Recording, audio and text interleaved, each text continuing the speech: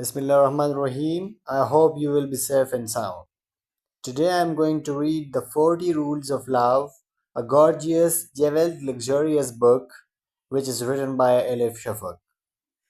Shams.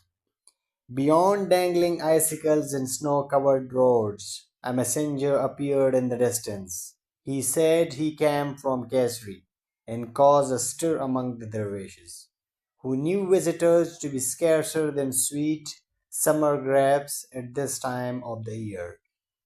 A messenger with a message, urgent enough to be carried through snowstorms, could only mean one of two things. Either something terrible had happened or something important was about to happen. The arrival of the messenger set tongues wagging in the dervish lodge, as everyone was curious about the content of the letter handed to the master, but shrouded in a cloak of mystery. He gave no hints whatsoever, stolid and dominant, and zealously guarded. For there he bore the expression of a man struggling with the conscience, finding it hard to reach the right decision. During that time, it wasn't sheer curiosity that prompted me to close observe Baba Zaman. Deep inside, I sensed that the letter concerned me personally, although in what way I could not tell.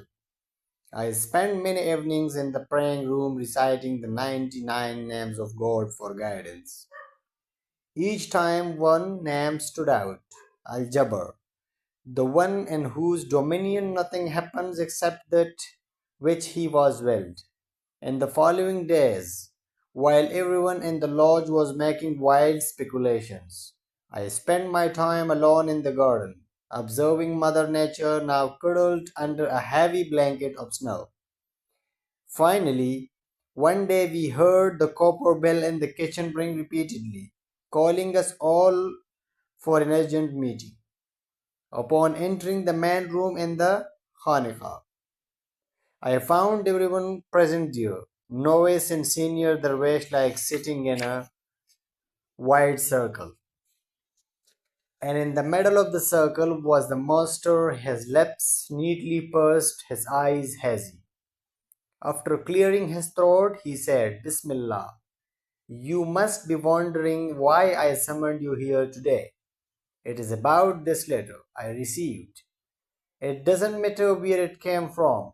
Suffices to say that it drew my attention to a subject of great consequences. Baba Zaman paused briefly and stared out the window. He looked fatigued, thin, and pale, as if he had aged considerably during these past days. But when he continued to speak, an unexpected determination filled his voice.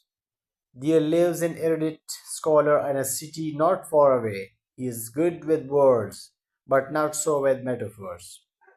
For he is no poet, he is loud, respected, and admired by thousands.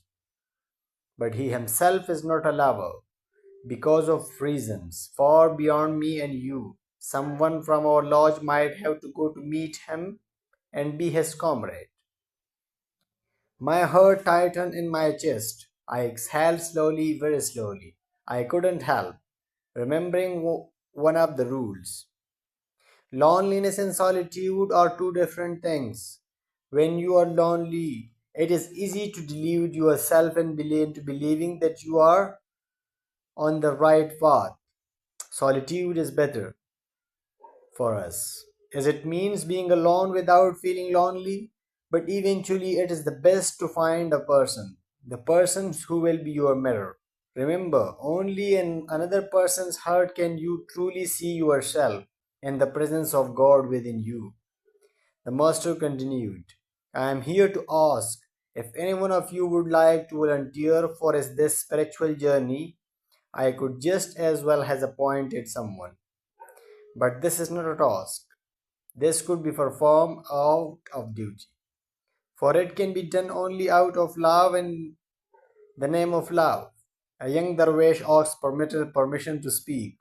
Who is this scholar, master? I can reveal his name only to the one who is willing to go. Upon hearing this, Several dervishes raised their hands, excited and impatient. There were 9 candidates. I joined them, becoming the 10th. Baba Zaman waved his hand, gesturing at us to wait for him to finish. There is something else you should know before you make up your mind. With that, the master told us the journey was beset with great danger and unprecedented hardships, and there was no guarantee of coming back. Instantly, all the hands went down except mine. Baba Zaman looked me straight in the eyes for the first time in a long while, and as soon as his gaze met mine, I understood he knew right from the start that I would be the only one to volunteer. Shams of the braze, the master said slowly and dourly, as if my name left a heavy taste in his mouth. I respect your determination, but you are not fully a member of this order. You are our guest. I don't see how that could be a problem, I said. The master was silent for a long, reflective moment. Then, unexpectedly, he came to his feet and concluded, let's drop this subject for the time being. When spring comes, we will talk again. My heart rebelled, though he knew that this mission was the sole reason I had come to Baghdad in the place. Baba Zaman was robbing me for a chance to fulfill my destiny. Why, master? Why wait when I'm ready to go to this very moment? Just tell me the name of the city and the scholar, and I will be on my way, I exclaimed. But the master retorted in a cold, stern voice I wasn't used to hearing from him. There is nothing to discuss. This meeting is over. It was a long, harsh winter. The garden was frozen stiff and was my left. For the next 3 months, I didn't speak a word to anyone. Every day, I took long walks in the countryside, hoping to see a tree in blossom. But after snow came more snow. Spring wasn't anywhere on the horizon. Still as low spirited as I was outside, I remained grateful and hopeful inside, keeping in mind yet another rule. There was a rule that suited my mood. Whatever happens in your life, no matter how troubling things might seem, do not enter the neighborhood of despair, even when all doors remain closed. God will open up a new path only for you. Be thankful. It is easy to be thankful when all is well. A Sufi is thankful not only for what he has been given, but also for all that he has been denied. Then finally one morning I caught sight of a dazzling color, as delightful as a sweet song, sticking out from under the piles of snow. It was a bush clover, covered with a tiny lavender flower. My heart fell with joy. As I walked back to the lodge, I ran into the ginger-haired novice and saluted him nearly. He was so used to seeing me fixed in a grumpy silence that his jaw dropped. Smile, boy, I yelled. Don't you see spring in this air? From that day on, the landscape changed with remarkable speed. The last snow melted, the trees bubbed, sparrows and wrens returned, and before long a faint, spicy smell filled in the air. One morning we heard the copper bell ring again. I was the first to reach the main room this time.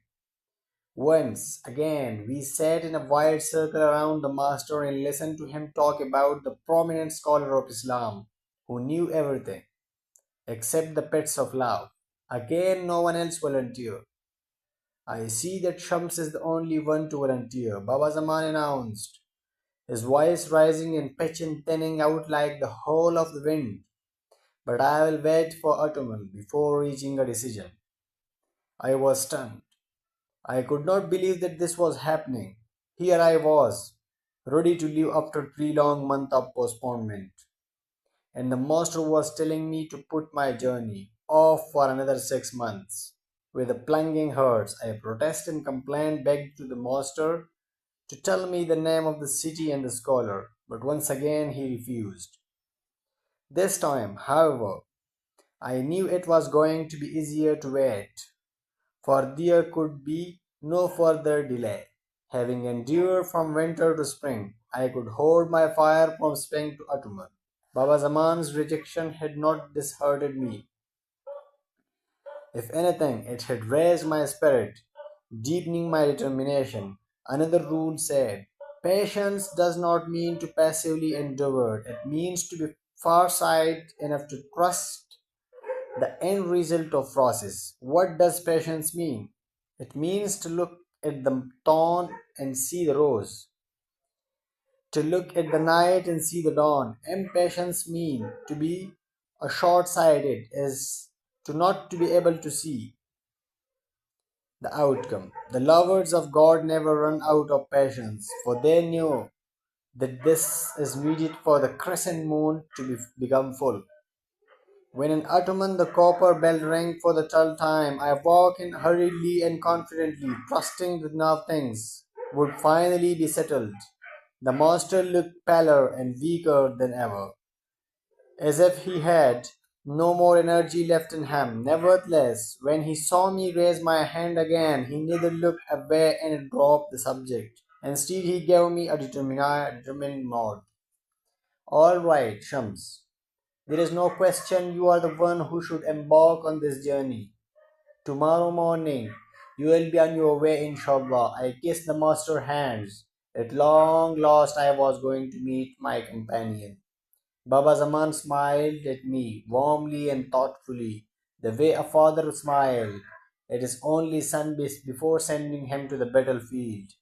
He then took out a sealed letter from inside his long foggy robe and, after handing it to me, silently left the room. Everyone else followed suit. Alone in the room, I broke the wax seals. Inside, there were two pieces of information written in a graceful handwriting, the name of the city and the scholar. Apparently, I was going to Konya to meet a certain Rumi. My heart skipped to beat. I had never heard this name before. He could be a famous scholar for all I knew, but to me he was complete mystery. One by one, I said to the letter of his name, the powerful lucids, the velvety you, the intrepid and self-confident, the mysterious I yet to be solved. Bringing the letters together, I repeated his name over and over again until the words melted on my tongue with the sweetness of candy and become as familiar as water, bread, or milk. I hope you have enjoyed it a lot.